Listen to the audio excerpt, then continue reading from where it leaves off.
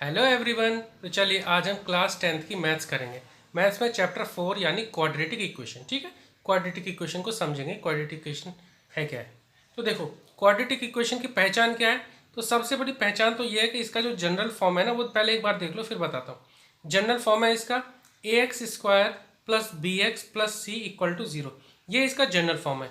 यानी कि डिग्री जो होनी चाहिए इसमें, डिग्री होनी चाहिए 2। डिग्री 2। डिग्री क्या चीज़ है? एक इक्वेशन की जो मैक्सिमम पावर होती है उसको हम डिग्री बोलते हैं। जैसे इस इक्वेशन में मैक्सिमम पावर है 2। ठीक है, तो इसकी डिग्री कितनी है? 2। तो ये खास पहचान है क्वाड्रेटिक इक्वेशन की। और एक ही वेरिएबल होना चाहिए, दूसरा वेरिएबल नहीं होना चाहिए। जैसे एग्जांपल इसके मैं कुछ देता हूँ। जैसे एग्जांपल के तौर पर मैं एक इक्वेशन देता हूँ, 2x² plus 5x plus 4 equal to 0। ठीक है, ये क्वाड्रेटिक इक्वेशन है। दूसरी एग्जांपल एक और देता हूँ, 3x² plus 2x plus 1 equal to 0। ये भी क्वाड्रेटिक इक्वेशन है। ऐसे ही अगर मैं दूँ 5y² plus y plus 3 equal to 0, मतलब चाहे x में हो, y में हो, किसी में हो, पर हमारा पूरा वेरिएबल जो है ना एक ही होनी चाहिए पूरी इक्वेशन में।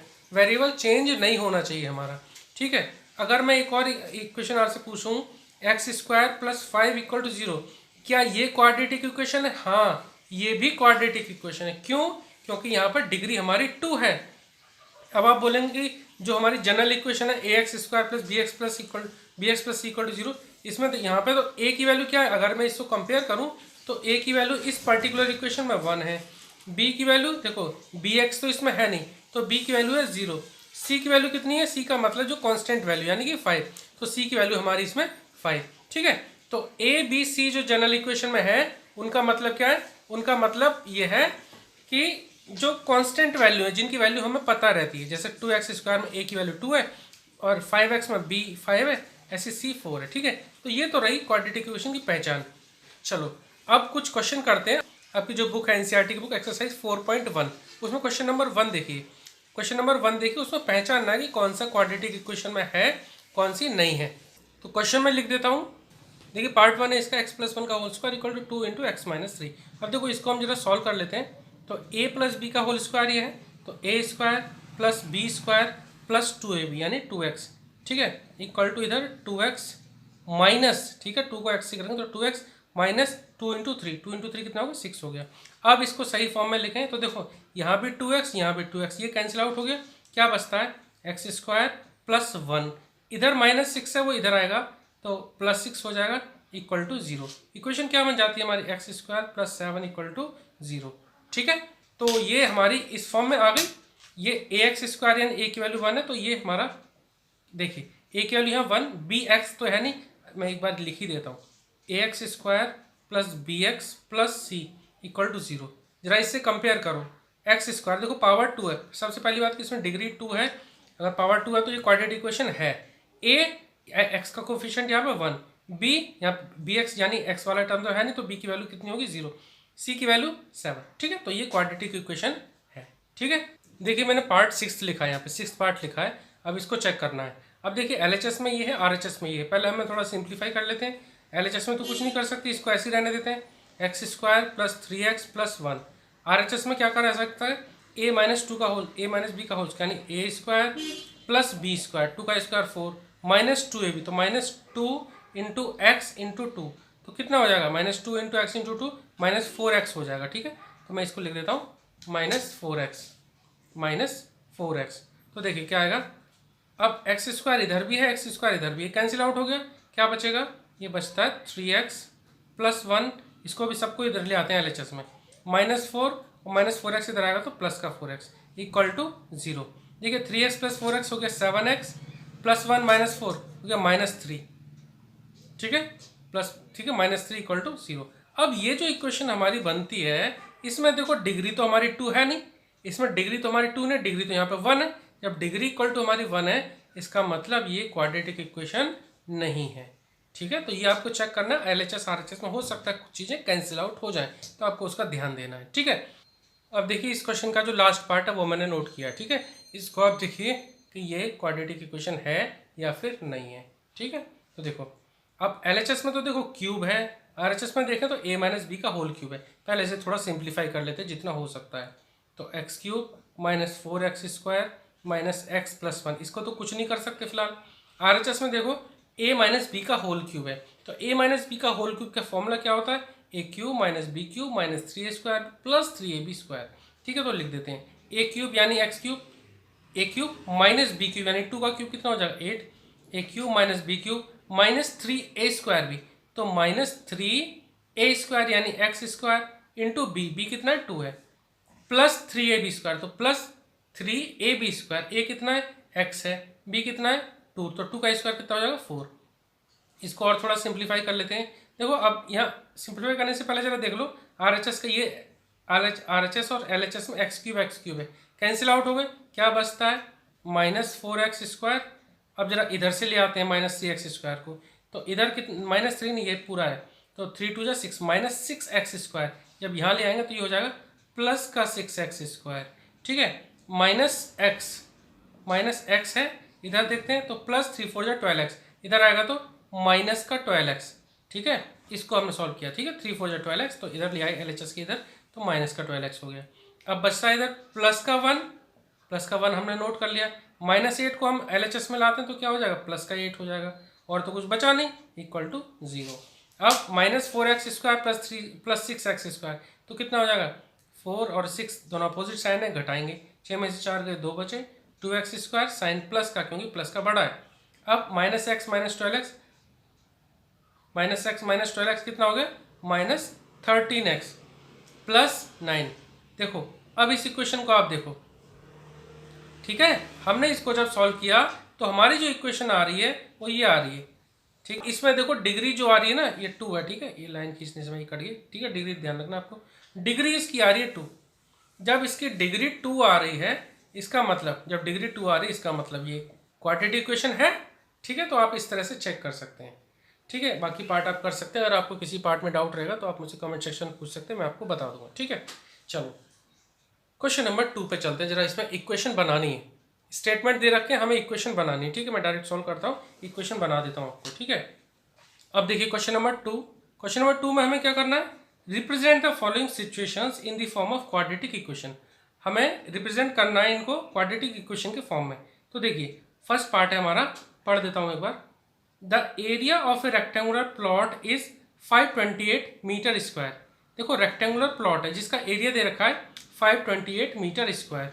ओके, अब the length of the plot in metres is 1 more than twice its breadth. अब यहाँ पर आप देखो कंपेयर किससे किया गया। अगर आपको कंपेयर करना समझ में आ गया ना किससे कंपेयर किया है, तब आप आसानी से कर सकते हैं। देखो कंपेयर किया गया इसकी ब्रेड्थ से, क्योंकि लेंथ जो दे रखी है ना, लेंथ जो दे रखी है, length of the plot is 1 more than twice its breadth. तो पहले हम ब्रेड्थ को ही x मान लो, let the breadth be x, लिख देता हूं, let the breadth be x।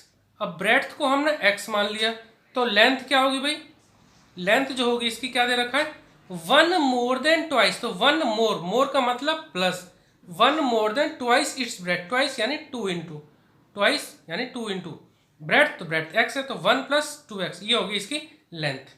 ठीक है, अब हम इक्वेशन को पुट करते हैं, अब हम इक्वेशन बनाते हैं according to our question. Area दे रखा 528। अब एरिया का जो फॉर्मूला हमारा होता है वो क्या होता है, L into B, length into breadth, क्योंकि रेक्टेंगल दे रखा है। एरिया कितना 528 लिख देते हैं, 528 इक्वल टू L कितना दे रखा है 1 प्लस 2x। ठीक है, अब लेंथ दे रखा 1 प्लस 2x, ब्रेड्थ कितना है, ब्रेड्थ दे दिया हमने x, मल्टीप्लाई कर देते हैं x को इससे, x प्लस 2x² हो जाएगा ना, x को 1 से किया तो x आ गया, प्लस x को 2x से करेंगे तो x और x 2 बार है, x इंटू एक्स x², और 2 कोफिशिएंट है तो 2 लगा दिए, x plus 2x² equal to 528। सही से लिख देते हैं, तो हम क्या लिखेंगे 2x² प्लस x। RHS में था इसको ऐसे लिखा, पहले ऑर्डर चेंज कर दिया, बस जो बड़ी पावर होती है उसको पहले ले आते हैं, 2x² प्लस x, और इसको ले आएंगे इधर तो क्या हो जाएगा minus 528 equal to 0। I hope आपको सब कुछ समझ में आ गई होगी इक्वेशन ये। ठीक है, इसमें सॉल्व नहीं करना था, सिर्फ इक्वेशन बनानी थी, तो हमारी इक्वेशन बन जाती क्वेश्चन नंबर 2 का फर्स्ट पार्ट। ठीक है, अब पार्ट 2 करते हैं, सेकंड पार्ट करते हैं इसका। देखो क्वेश्चन नंबर 2 के सेकंड पार्ट में क्या दे रखा है, the product of two consecutive positive integer is 306। देखो पहले तो समझ लो कॉन्जिक्यूटिव इंटीजर क्या होता है। कॉन्जिक्यूटिव इंटीजर होते हैं जो लगातार हो, जैसे 11 है तो 11 का कॉन्जिक्यूटिव क्या होगा 12, जिसमें सिर्फ 1 का डिफरेंस हो। जैसे कोई नंबर है 21 तो उसका कॉन्जिक्यूटिव क्या होगा 21 का 22, 22 का 23, यानी जो लगातार दो नंबर हो जिनके बीच में सिर्फ 1 का डिफरेंस हो उनको हम कॉन्जिक्यूटिव इंटीजर बोलते हैं। ठीक है, अब इस क्वेश्चन में the product of two consecutive positive integer is 306। तो लेट हम लिख लेते हैं, let the consecutive numbers be, let the consecutive integers लिख लेता हूं मैं बी, एक हो जाएगा x तो दूसरा क्या हो जाएगा x प्लस 1। ठीक है, एक x तो दूसरा x प्लस 1। अब अकॉर्डिंग टू क्वेश्चन क्या पूछा है, द प्रोडक्ट, अब इन दोनों का प्रोडक्ट यानी x को मल्टीप्लाई कर रहे हैं हम x प्लस 1 से, तो जो प्रोडक्ट आ रहा है वो आ रहा है इस 306 इक्वल टू 306। मल्टीप्लाई कर देते हैं, x को x से तो x स्क्वायर हो गया, x को 1 से तो x हो गया, इक्वल टू 306। इक्वेशन क्या बन जाती है, X square plus X minus 306 equal to 0। ठीक है, ये हमारी इक्वेशन बन गई। थर्ड पार्ट देख लेते हैं। थर्ड पार्ट है इसका, Rohan's mother is 26 year older than him. देखो रोहन की mother 26 year older than him है, तो कंपेयर कर रहे हैं किससे, रोहन की एज से। तो लेट रोहन्स एज बी, ठीक है, जिससे कंपेयर करते हैं उसको हम x मानते हैं। Let Rohan's age be x। अब रोहन की एज हो गई x। अब क्या पूछा है, अच्छा अब मदर की एज भी लिख देते हैं।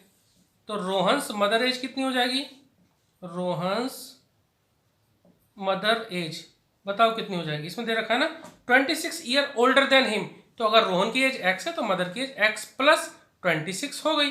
ठीक है, अब the product of their edges 3 years from now. अब यहां आपको ध्यान देना है, अब से 3 साल बाद, अगर अभी x है तो 3 साल बाद कितना होगा x प्लस 3।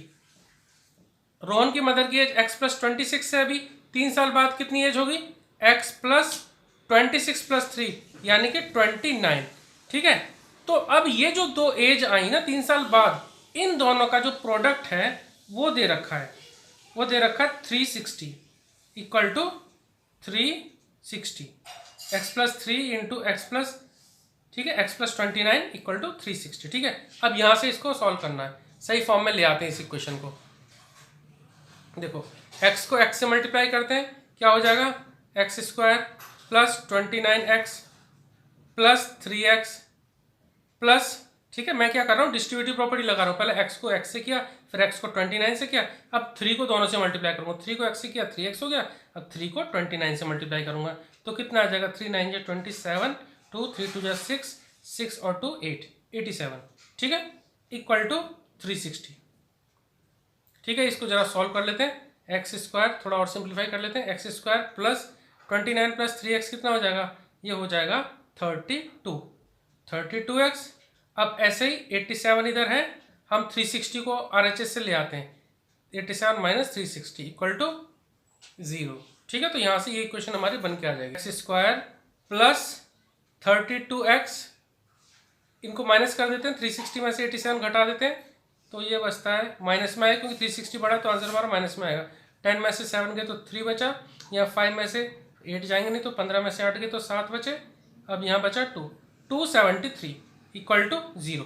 ठीक है, तो ये हमारी इक्वेशन आ गई, X square plus 32x minus 273 equal to 0।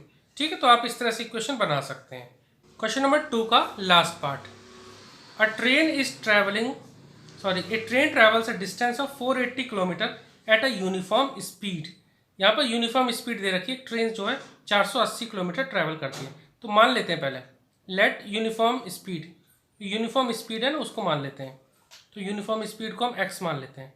Late uniform speed भी x किलोमीटर पर आवर। ठीक है, x किलोमीटर पर आवर। ठीक है, चलो अब if the speed had been 8 kilometre per hour less, अब 8 किलोमीटर प्रति घंटे कम कर दी गई स्पीड, यानी पहले x थी, अब जो न्यू स्पीड है, न्यू स्पीड लिख देता हूँ, जो न्यू स्पीड है वो कितनी है, x-8, न्यू स्पीड x-8।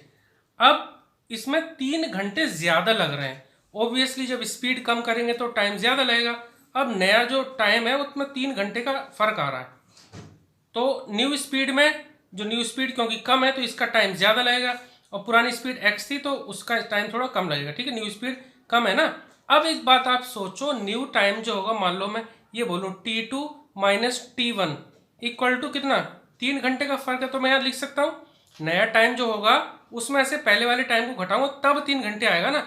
अब आप ये समझिए जो टाइम का और स्पीड का डिस्टेंस का जो कॉन्सेप्ट होता है, टाइम इक्वल टू क्या होता है, टाइम इक्वल टू होता है हमारा distance upon speed, distance upon speed. आप ये कॉन्सेप्ट ध्यान रखना, ठीक है। इसके हिसाब से हम करेंगे।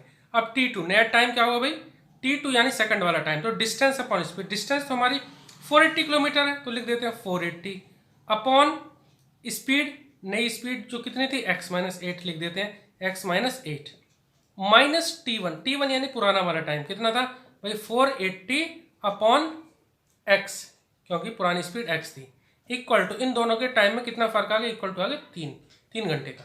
अब यहाँ से इनको सॉल्व कर लेते हैं। देखो डिनोमिनेटर यहाँ x है, x-8 है, तो हम एक काम कर सकते हैं, चलो एलसीएम ले लेते हैं, x-8 और ब्रैकेट में दूसरे में लिखते हैं x। ठीक है, जब दोनों अलग अलग हैं तो हम इनको मल्टीप्लाई में इस तरह से लिख देते हैं, x की मल्टीप्लाई इधर कर दें, इसको इधर मल्टीप्लाई कर दें, x को जब 480 से करेंगे तो क्या होगा 480x माइनस 480 को इससे कर देंगे तो 480 को एक बार x से करेंगे तो क्या आएगा 480x।